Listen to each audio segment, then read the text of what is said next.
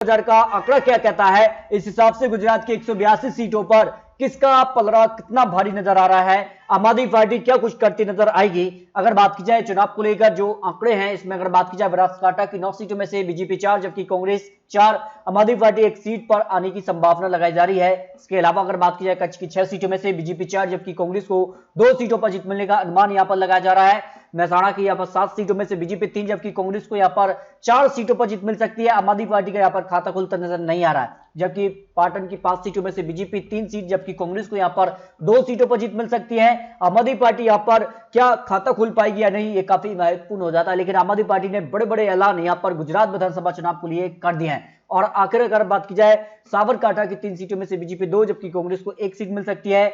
अमरावली की 3 सीटों में से बीजेपी 1 जबकि कांग्रेस को यहां पर 2 सीटें मिलने का अनुमान लगाया जा रहा है। गांधीनगर की 5 सीटों में से बीजेपी 3 जबकि कांग्रेस को 2 सीटों पर जीत मिल सकती है, जो आंकड़े यहां पर निकल के सामने आ रहे हैं। जबकि अहमदाबाद की 20 सीटें काफी महत्वपूर्ण हो जाती हैं। और गुजरात चुनाव को लेकर जो माना जाता है कि यहां पर हार जीत को लेकर काफी अहम होता है अहमदाबाद। तो 20 सीटों में से बीजेपी 10 जबकि कांग्रेस को 9 जबकि आम आदमी पार्टी को 1 सीट पर जीत मिलने की संभावना लगाई जा रही है। सुरेंद्रनगर की 5 सीटों में से बीजेपी 2 सीटें, कांग्रेस को 3 सीटों पर जीत मिल सकती है। मोरबी की अगर बात की जाए 3 सीटों में से बीजेपी 2 सीटें जबकि कांग्रेस को 1 सीट मिलने की उम्मीद यहां पर लगाई जा रही है। राजकोट की 8 सीटों में से बीजेपी 4 जबकि कांग्रेस को 3 सीट, 1 सीट आम आदमी पार्टी यहां पर आने के खाते में जा सकती है। जामनगर की 5 सीटों में से बीजेपी 3 सीट, कांग्रेस को 2 सीटों पर जीत मिलने की संभावनाएं लगाई जा रही हैं। देवभूमि द्वारिका की 2 सीटों में से 1 सीट बीजेपी और 1 सीट कांग्रेस के खाते में जा सकती है।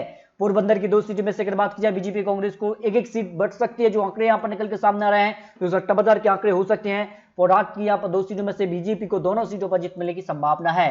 जूनागढ़ की 5 सीटों में से बीजेपी 2 सीट जबकि कांग्रेस को यहां पर 3 सीटों पर जीत मिल सकती है। आम आदमी पार्टी यहां पर भी अपना खाता खोलता नजर नहीं आ रही है। अमरेली की 5 सीटों में से बीजेपी को 3 सीट, कांग्रेस को खाते में 2 सीटें जा सकती हैं। भावनगर की 7 सीटों में से बीजेपी 3 सीट, कांग्रेस को यहां पर 4 सीटों पर जीत मिल सकती है। आनंद की 7 सीटों में से बीजेपी 4 सीटें जबकि कांग्रेस को यहां पर 3 सीटों पर जीत मिल सकती है। खेड़ा की 7 सीटों में से बीजेपी 3 सीट, 3 सीटों पर कांग्रेस जबकि अन्य के खाते में 1 सीट आम आदमी पार्टी खाते में जा सकती है। अगर बात की जाए महसागर की 2 सीटों में से 1-1 सीट पर बीजेपी कांग्रेस में आमने सामने की टक्कर हो सकती है। पंचमहल की 5 सीटों में से बीजेपी 3 सीट, कांग्रेस को यहां पर 2 सीटें मिलने की संभावना लगाई जा रही है।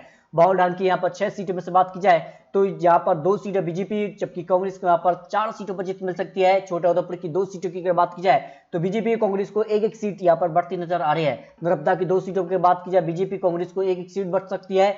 नवसारी की 4 सीटों में से बीजेपी को 2 सीटों पर कांग्रेस जीत सकती है, जो आंकड़े यहां पर निकल कर आ रहे हैं। यानी कहा जाए तो जिसका राष्ट्रपति उम्मीदवार यहां पर घोषित किया है, बीजेपी को उसका फायदा होता नजर आ रहा है। और कांग्रेस जो आदिवासी बहुल इलाके रहे हैं यहां पर गुजरात में अच्छी पकड़ रही है, तो ऐसे में फायदा बीजेपी को हो रहा है। और 182 सीटों के जो आंकड़े हैं उसमें बीजेपी 90 सीटों के पास जा रही है, जबकि कांग्रेस को यहां पर करीब 80 सीटें, आम आदमी पार्टी 3 सीटों पर, 3 सीटों पर अन्य भी आ सकता है। लेकिन आपको बता दें कि राष्ट्रपति चुनाव के बाद जिस प्रकार से यहां पर जो आदिवासी यहां पर वोटर्स हैं उनको एक बड़ा संकेत मिला है। इस बार आदिवासी वोटर क्या गुजरात विधानसभा चुनाव में बीजेपी का साथ देंगे या फिर कांग्रेस या फिर आम आदमी पार्टी, ये काफी महत्वपूर्ण हो जाता है। लेकिन आंकड़े कह रहे कि बीजेपी एक बार फिर से पूर्ण बहुमत की सरकार गुजरात में बनाती नजर आ रही है। लेकिन आपको क्या लगता है, प्रिया कमेंट बॉक्स जरूर रखिए। आखिर गुजरात की 182 सीटों में से क्या आम आदमी पार्टी या फिर कांग्रेस मिलकर चुनाव लड़ेगी या फिर बीजेपी अपने दम पर चुनाव निकाल लेगी, ये काफी महत्वपूर्ण